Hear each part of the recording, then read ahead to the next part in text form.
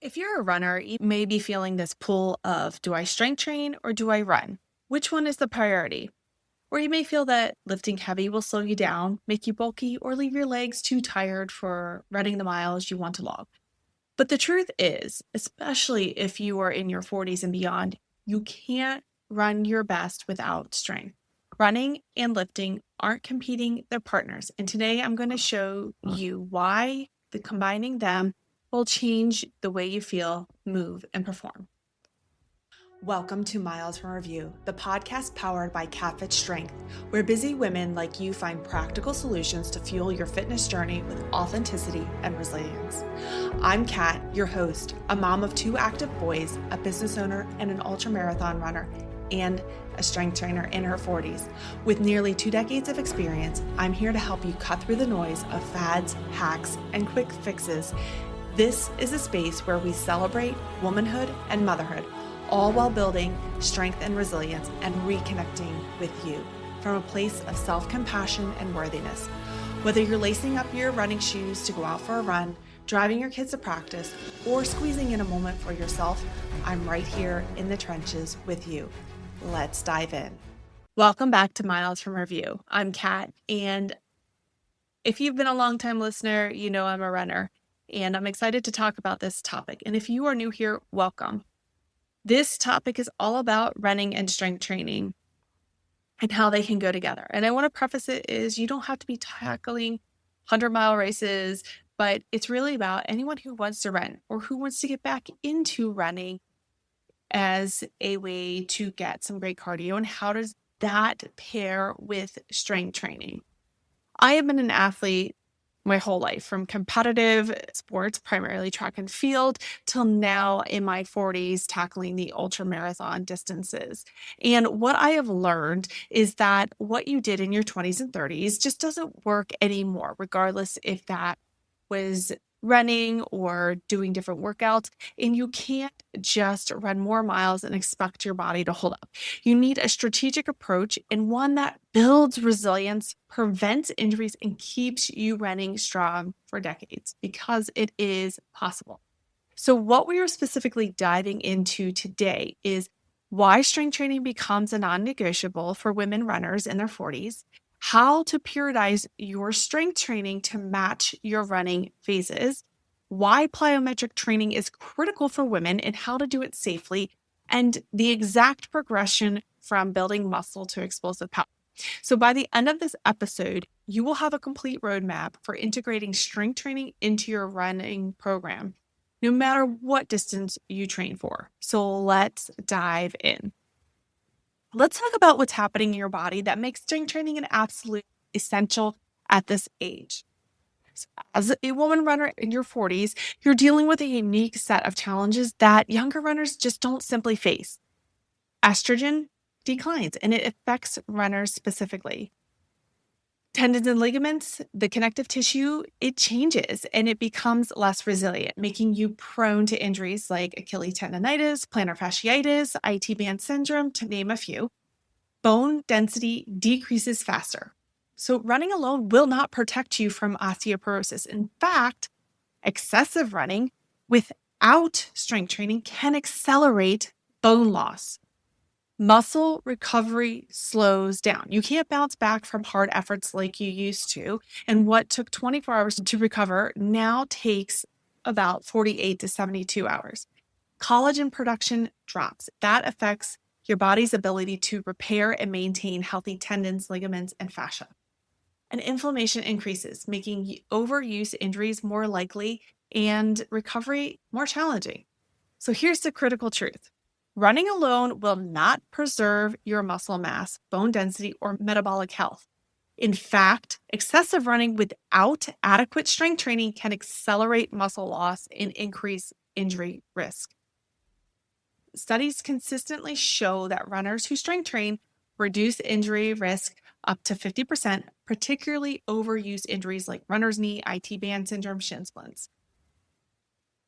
Strength training improves running economy by 2 to 8%. You'll run faster at the same effort level.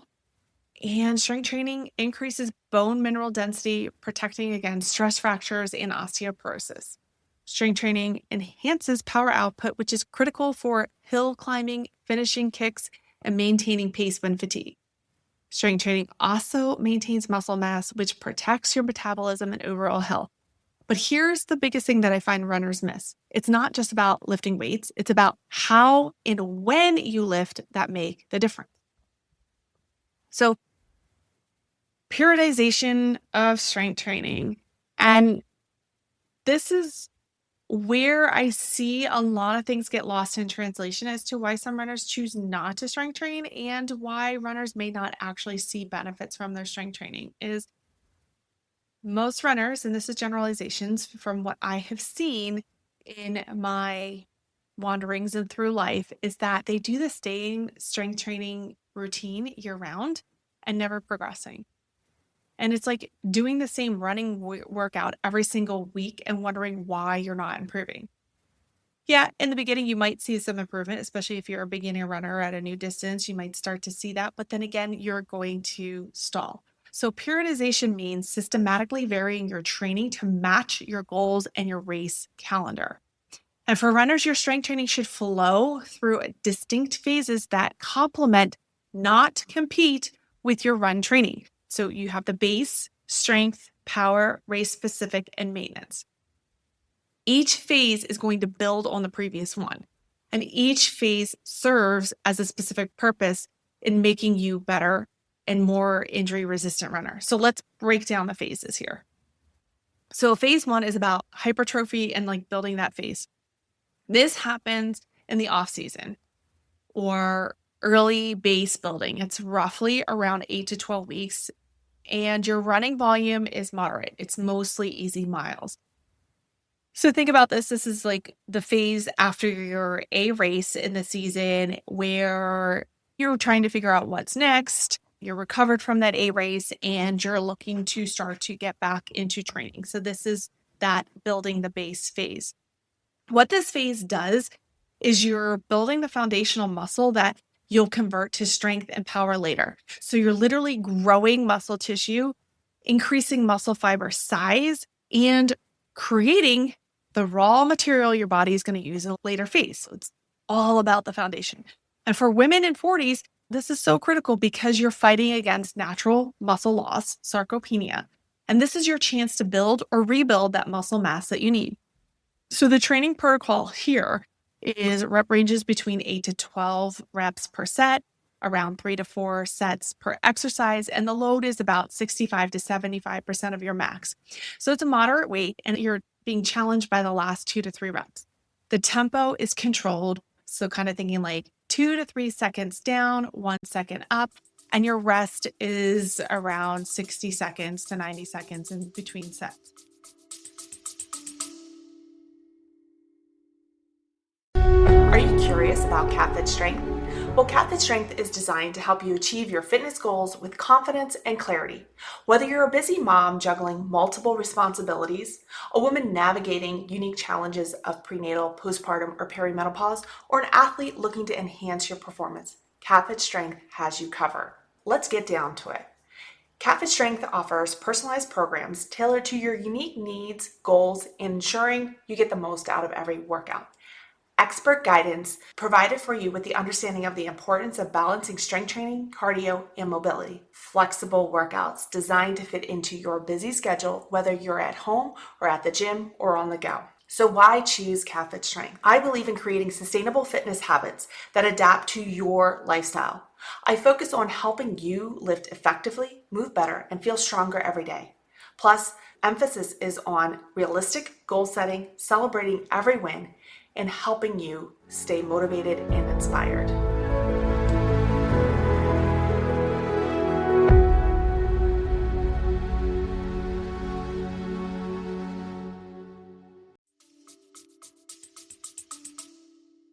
Here, your frequency is higher. You're probably going to be strength training around 3 to 4 times per week.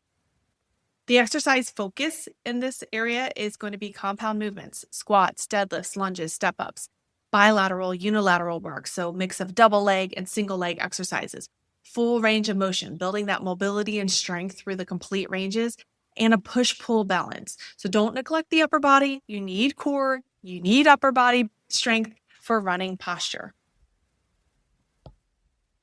So the key points here is this is not the time to worry about getting too sore for your runs. You're in base building.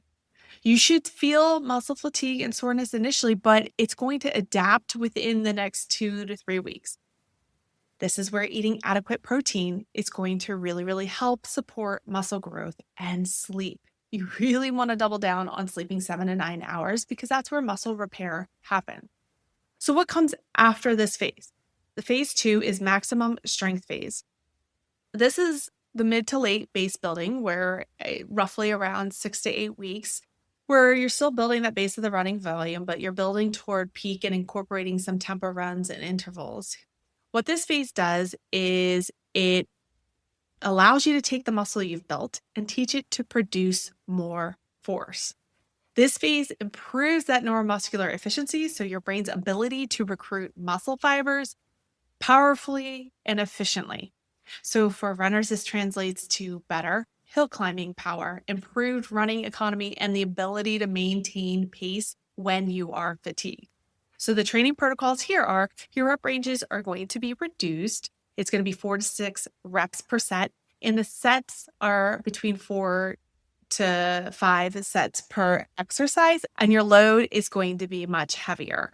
So closer to 75 to 85% of your max. And it's going to feel heavy. You want it to feel challenging by rep 4 or 5. Tempo is controlled eccentric and explosive concentric. And your rest is going to be higher because you need full recovery because you're pushing or pulling a heavier load. And the frequency is going to be between 2 to 3 times per week. The exercise focus here is heavy compound lifts, back squats, trap bar deadlifts, front squats, single leg exercises, single leg deadlifts, split squats with heavier loads, and posterior chain emphasis. So your glutes, hamstrings are your running powerhouse. Core is anti-rotation, so we're building up that stability for maintaining form under fatigue. So key points to notice here. This is your heaviest lifting periodization all year, and you have to embrace it. Form is critical. Never, ever, ever sacrifice technique for heavier weight. Your running volume is increasing, so you want to be strategic with the timing of your lifts. So lift after easy runs or on rest days. I caution on rest days if your body can handle it. If you need a complete rest day, there are ways to pair it. This goes back to being very runner specific. And you may need to reduce from 3 to 2 times per week if running volume is very high. So you can still get a good strength training week in with 2 times per week. So that third one may be negotiable. That's why it's 2 to 3 strength training sessions per week. Phase 3 is all about power and plyometric phase. So we are building up to becoming more explosive, to be a powerful runner. And this is really an early race specific training. So we're looking out from that A race as to when we really want to have that race that all comes together. Our strength, our run training is all gearing towards that. So this is where peak mileage and speed work intensifies. And this is where you convert that strength that you've built into explosive power. You're teaching your muscles to produce force quickly, which is exactly what you need for running. So this phase is often skipped. And we need this. As endurance runners, you need plyometric training. Plyometric training also is very vital for women in their 40s. Here's why. You want rate force development, RFD. Running requires your muscles to produce a force rapidly with each foot strike. Plyometrics train this specific quality. Without plyos, you have strength, but not the ability to use the strength at speeds that running demands. Tendon health and elasticity is vital. So plyometrics are going to improve tendon stiffness in a good way. It's going to make your tendons more elastic and spring-like. This improves running economy and reduces that injury risk. Remember, estrogen decline affects tendon health, so you must train your tendons specifically. Bone density protection is huge. Plyometrics are going to provide this because it's a high impact loading necessary to maintain and build bone density. Running alone just does not provide enough varied high intensity loading. Injury prevention. Plyos train your nervous system to absorb and redirect force. This is exactly what you need when your foot hits the ground at 3 times your body weight with each stride. Performance enhancement. So studies show that plyometric training improves running economy, sprint speed, and time to exhaustion. You'll have more pop in your stride and a stronger finishing kick. I like to incorporate it in throughout all the phases, but the phase that it is, I'm going to say most intense and concentrated, is in that final phase of your strength training. So rep ranges are going to be 3 to 6 reps, very low max effort, 3 to 5 sets per exercise. And the load is body weight or light load. So we're thinking about like 10 to 20 pounds max. We're not piling on the weight here. It is lighter weight, sometimes 15 to 20% of your body weight is another good metric that I tend to use with athletes and myself. And tempo is all about explosive, maximum speed, getting that quick response off the ground, and rest is higher because we want that full neural recovery. So it's about 2 to 3 minutes between sets. And frequency with this is 2 to 3 times per week. Critical safety notes here with plyometrics is you always want to warm up thoroughly before you do them. You also want to land softly so that you absorb the force through the hip, knee, and ankle. You start low and progress slowly. We're not day one doing deep box jumps. This is not how we progress into it. Body weight, just light jumping, hopping off the ground. Not big jumps, not getting great height and distances. It's just a quick little getting the feet off the ground. Do not do plyos on hard running days. Pair them with like easy or rest days. And if you have pelvic floor concerns, work with a pelvic floor therapist and start with low impact plyos and progress cautiously. So a couple key points about plyos. Plyos may feel very uncomfortable at first, and that's normal. You are teaching your nervous system when you're doing plyometrics, not just your muscles.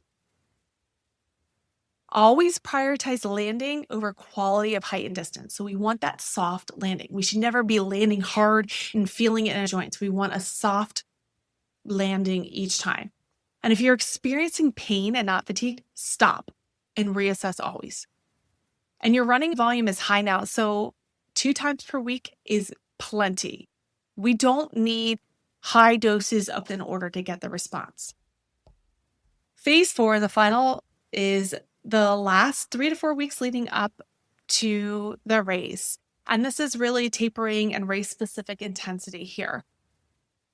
We are going even smaller with rep ranges. We are going 2 to 4 reps per set and looking at 2 to 3 sets per exercise. We are lightening up the load. We're just kind of peeling back that weight so that all of our movements in the exercises are becoming more explosive. The tempo is maximum explosiveness. And we're looking at full recovery in between sets and doing 2 lifts per week maximum. There's no need for more. We've already built that great base. The body's remembering. Here's when we're setting ourselves up for performance. So key points in this is, like I said, the work is done. You're just maintaining what you've built, and you should feel fresh and bouncy and not fatigued. Yes, there are the taper crazy, so we have to trust that taper. Less is more right now, and this is where we're really prioritizing that sleep and nutrition over training volume. And then it goes right back into, after the A race, we're into maintenance phase. Now, sometimes you are still in race season. Maybe you have 2 A races, or maybe you have a B race that you really want to perform well because it's a check-in race for your A race in your season. And this is where an in-season maintenance phase is going to happen. So it's during the racing season between racing blocks, and that run volume is variable based on the racing schedule. And this is to help maintain strength and power that you've built without creating that excessive fatigue. So you're not trying to build, you're just trying to preserve here. So this training protocol is between 6 to 8 reps per set, 2 to 3 sets per exercise, and the load is between 70 to 75% of your maximum The tempo is controlled and with occasional explosive sets, and the rest is around 60 to 90 seconds, and your frequency per week is 2 times per week. So the exercise focus here is foundational compound movement. So we're keeping it simple. We're really keeping that base there. Single leg work is helping maintain that balance and addressing those asymmetries. Plyo is done once a week, low volume, maintaining the neural patterns, and we're working core stability. So the key points in this area is this is quote unquote like the cruise control phase. We're still putting in the work. We're keeping our body primed in there. We're staying consistent, but we're not overdoing it. If you're racing every 2 to 3 weeks, you may drop to 1 time per week. I don't recommend racing every 2 to 3 weeks, but some people have that strategy depending on what type of races they're gearing up for. Always, always, always listen to your body. Some weeks you're going to need more recovery. That was a lot there. I do recommend you come back and listening to it. I went through a lot with the overview of how to periodize your strength training to match your race schedule. Let's go over some common mistakes and just how to avoid them. Mistake number 1 that I see, doing the same strength training routine year round. The problem here is your body adapts quickly. And without periodization, you're going to plateau and you're going to miss performance benefits of structured training.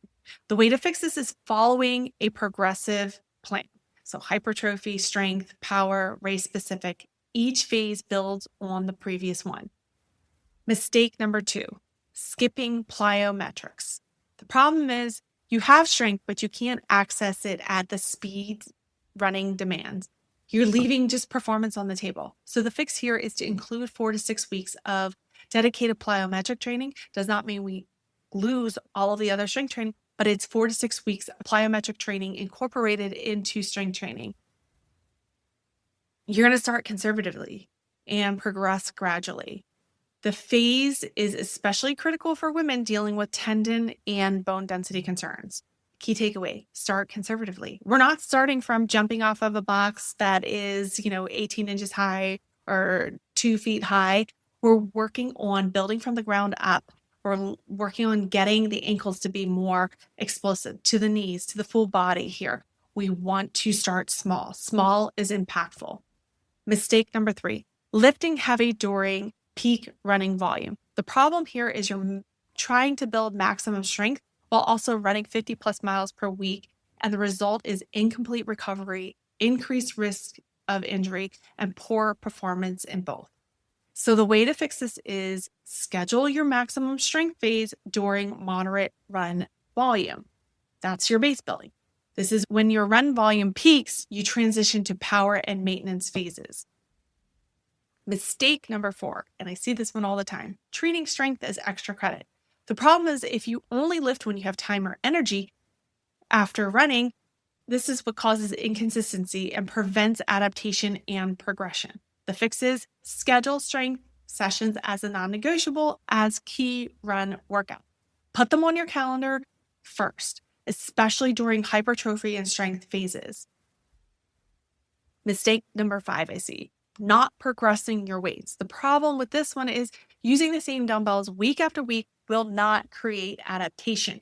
You need to progress your training. It's not always about lifting heavier. Like I said, there are other ways to vary it with exercises. So yes, I'm going to negate myself here a little bit. With progressive strength training, you can change a couple variables with that. But if you are lifting the same weight year round, we need some progression there. We need to build that strength by adding more load. So track your workouts. If you can complete all sets and reps with good form, that's when we need to increase it by 5 to 10%. If you aren't able to complete it with good form, then there are other ways we can tweak it so that it feels heavier. There are some lifts, and this is getting into more specific here, that increasing the weight may be harder or uncomfortable depending on different grip holds. And that's where we go to manipulating the actual lift to other like tempos and other ways to help you progress there. Mistake number 6, pairing hard strength and hard running on the same day. The problem is heavy squats followed by interval training leaves you unable to perform either at a high quality. You want to do hard with the easy. So a heavier lifting day will be on your easier strength day. Now, during the power phase, when you have explosive work components, we want to pair that with speed work. So that's where we're pushing the bar, pulling the bar, we're doing plyometrics on that interval speed work because it's tapping into the same energy systems. So if your easy day is on Monday and you can go heavier on that day, that's what we want to do. What I would also say is if you don't like feeling tired legs on your run, get your run in first and do your strength train second. Or if you have the ability with your schedule, run in the morning or lift in the morning and run or lift in the evening so that there is time for your body to recover throughout the day and you can put in a quality workout on both. Hope you guys are still with me. You can always message the podcast if you have questions. Like I said, there is so much I'm throwing at you because it is a big topic, but it can be simplified. So, specific concerns that I've heard throughout the years. Plyometrics. I'm scared to do them because they will hurt my knees or pelvic floor. So the truth is, done correctly, plyometrics strengthen these areas. And the key is proper progression. So we want to start with very low impact movements, pogo hops, skater hops, and we want perfect landing mechanics, soft, controlled, absorbing through the full kinetic chain. Very, very low volume. Exhale on landing helps manage that intra-abdominal pressure. After we've mastered those basics, that's when we can start to progress. And if you have active pelvic floor dysfunction, that's when you want to work with a pelvic floor PT to help modify it appropriately. I'm already running 40 to 50 miles per week. How can I add strength training? Well, you need to, it's huge. So you want to drop to 2 strength training sessions per week. Keep the sessions shorter. We don't want to be in the gym for hours and hours. That is going to fatigue you. Not everybody has hours and hours of training, especially when you are training for an endurance event, especially like ultramarathons. You need to be running for a long time. So we want our strength training to be effective and shorter. So you shouldn't be doing strength training routines that are going to take you up to an hour. And you want to focus on compound movements. Schedule strength training on easy days and prioritize that sleep and recovery. Will you gain weight from building muscle? Okay, the truth is you could, but it's going to be more lean mass and you're more apt to lose fat. So your body composition is going to improve dramatically, even if the scale doesn't change much. So focus on how your clothes fit, how you feel during your runs, your performance, your pace, your power on hills, your finishing kick, and injury frequency. That should definitely decrease. And so the scale just does not tell the whole story. Muscle is metabolically active tissue that makes you better and a healthier runner. What if I'm training for an ultra? Does this still apply? Oh, 1,000%. And in fact, it is so critical. Ultra distance running requires muscle endurance. So that's what's built in the hypertrophy phase. Strength to maintain form when fatigued. That's built in the strength phase. Power for climbing and handling technical terrain. That's built in the power phase. And resilience to absorb impact for hours on end. That is built through plyos. So the periodization stays the same. You just align it with your ultra running calendar. So how do you put it all together? Let's get this action plan here. So ask yourself, when is my goal race? What phase am I training in? Are you building base, peak mileage, taper, off season? And how many weeks until race day? Then you're going to match your strength phase to your running phase. So here's a quick reference. 12 plus weeks to race. Start with hypertrophy. 8 to 12 weeks to race, maximum strength. 4 to 8 weeks to a race, power to plyometric, and 1 to 4 weeks to a race specific. And then after the racing season's over, maintenance phase. What I would recommend is if you were looking at this and you're like, oh, I'm 1 to 4 weeks from my race, I'm going to jump into race specific. You can, but tread lightly. If you're under 12 weeks to a race, or under 8 weeks, I should say, to a race, and you've never incorporated strength training, I would wait until a maintenance phase or an off-season period to incorporate strength training. That allows you to have more of a seamless introduction than introducing something very, very close to your race day. Set up your weekly schedule. So map out your key running workouts where your long runs are, your speed interval sessions, your tempo runs, and then add in strength training. So really hard strength training days should be paired on your easy days or rest days. Again, I caution with the rest days because a complete rest day feels really, really good. Oftentimes rest days tend to be after hard, or not hard, but very long run effort days, and you need that complete rest day. So I just caution that there. Never ever stack two hard sessions in one day. So except when you're in that power phase and plyos complement that speed workout. And minimum 2 strength training sessions per week. Ideally, it would be 3, but again, it goes back to the phase that you're in. Track your progress. This is huge. You don't know how consistent you are or where you're at if you are getting stronger if you're not tracking it.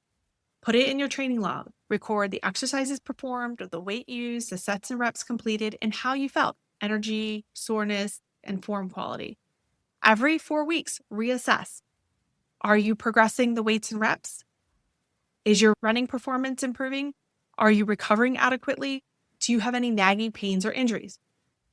Finally, commit to 12 weeks. Give yourself a full training cycle to see results. Most runners give up after 3 to 4 weeks because they're sore, they don't see immediate results, but adaptation takes time, especially in your 40s.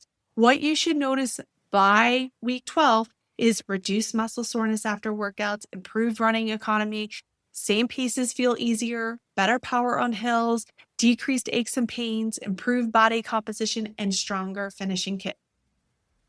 Here's what I want you to understand. We are almost done, and I know this is a lot of science and it can be really boring, but this is the stuff I nerd out on. This is why I do what I do.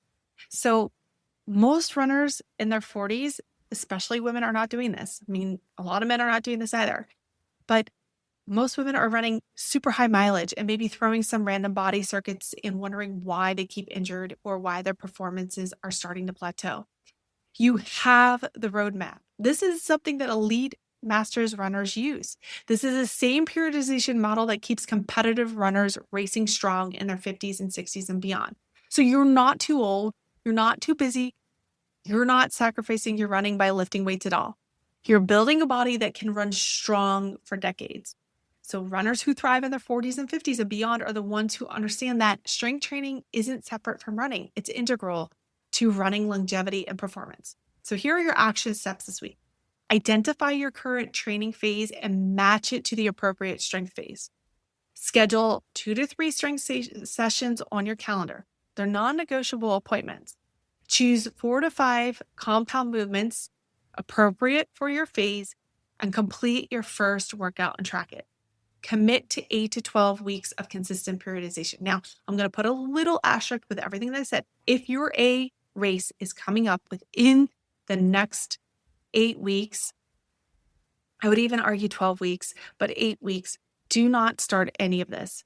Get to the post A race, and in your maintenance, when you're building back up, that's where you want to put it in.